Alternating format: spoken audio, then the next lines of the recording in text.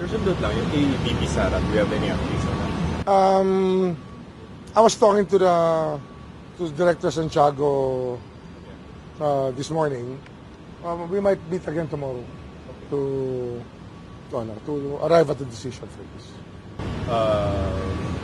Sa filing na yun, sir, with DI or I don't know. We will have to explore all possibilities. can we see at this stage the NBI as a strong case? I cannot say anything because they have not presented to me yet. But we decided to speak about it tomorrow. So yung sa inciting to sedition lang, baka may reminder kayo sa publiko na baka naman matakot. Hindi naman. Res ipsa loquitur. The thing speaks for itself. Yung language that calls for hatred and calls for overthrow of government is not an acceptable language to us because we are under the rule of law. And overthrowing is asking for the people to violate the law. And it's not the right thing to do. Hindi tama yun eh.